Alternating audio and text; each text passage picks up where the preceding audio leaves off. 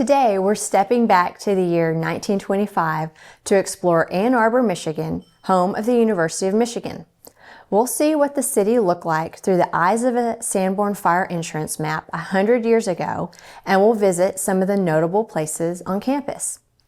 The land that became the University of Michigan was originally set aside in the village of Ann Arbor with the plan of the city becoming the state capital of Michigan. This 40 acres was originally farmland before becoming the University of Michigan in 1817. By the time the Sanborn map was published, the university had already been standing for 108 years. To start our tour of the University of Michigan in 1925, let's first take a look at Ferry Field.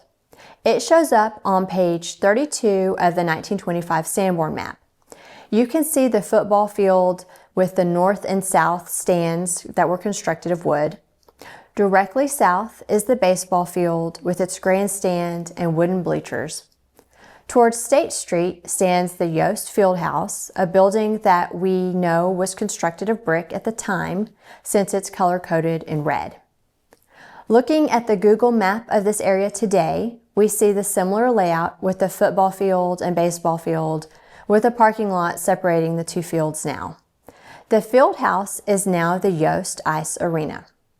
Construction of Ferry Field began in 1902, with its last game being played there in 1926. The following year, the football team moved to Michigan Stadium. Since the Sanborn map is from 1925, it does not show the Michigan Stadium.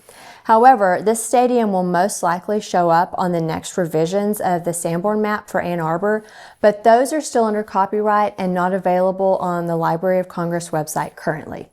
The majority of this university is found on page 34 of the 1925 Sanborn map. I'm going to tell you right now that this map page was awesome to look at.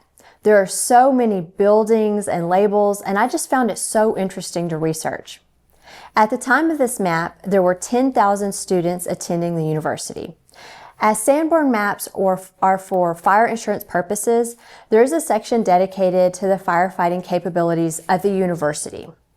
It indicates they had a 300-man volunteer fire department and multiple sizes of water pipes to each building that pumped city water.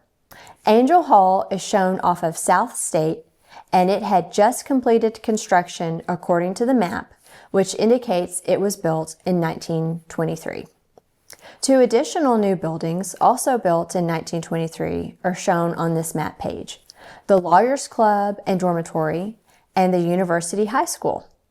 In the top right corner of this map, we see the new medical building, which was built in 1924, right across the street from the old medical building.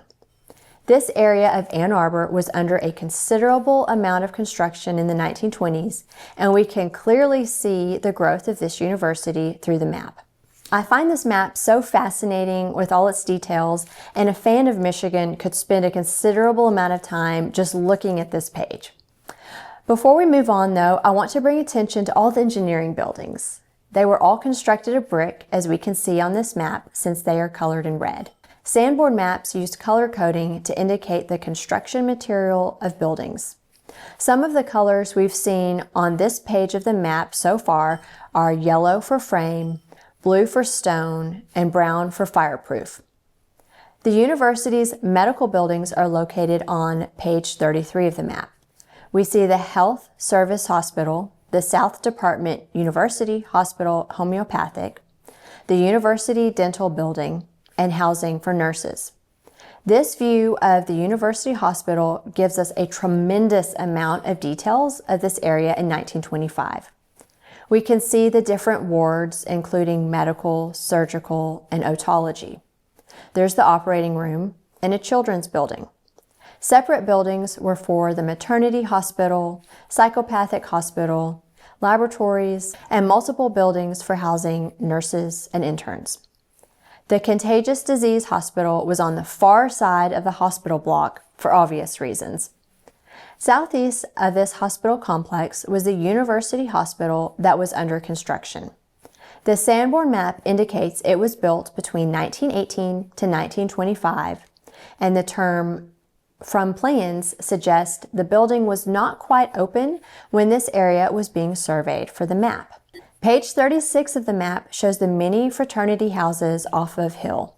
Fraternities were a large part of university life for Michigan students even back in the 1920s.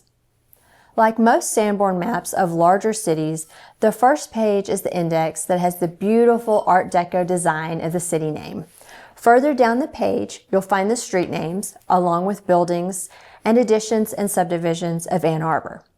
After the index, which is technically not numbered, is page 1, and it has the index maps of Ann Arbor. Zooming in, we see the University of Michigan right in the center.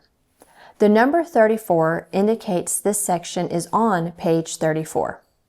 Another thing of interest on this page is the top right corner, which indicates the population of Ann Arbor was 35,000 at the time, of which 10,000 are students. I've looked at a lot of Sanborn maps over the years, and this is a unique feature to call out the university's student population on the first page. I like how they added that detail to the map. It's details like these that make every Sanborn map so unique. And the bottom left corner of page 1 is the key. This shows you how to decipher all the symbols and colors throughout the Sanborn map. Unfortunately, many of the buildings featured on the pages of this map have since been demolished and replaced with newer buildings. The Sanborn map and the old photos are the only connection to the past for some of these buildings that we have today. If you found these map images interesting, I want to let you know about my shop. I offer reprints of Sanborn maps, and I feel the best way to really enjoy what these maps have to offer is to look at them in person. The original Sanborn maps were printed at 21 by 25 inches. Page 34 of this map that had most of the campus was just so detailed, and I know that this map printed on a 20 by 24 inch canvas wrap would be awesome. I've had 3 maps of my city hanging in my own home for several years now, and I still look at them and nerd out. I think that these 3 map images here would make a great looking wall hanging for the University of Michigan fan. I'll include links in the description to my shop and also links directly to the maps featured in this video. Thanks so much for stopping by.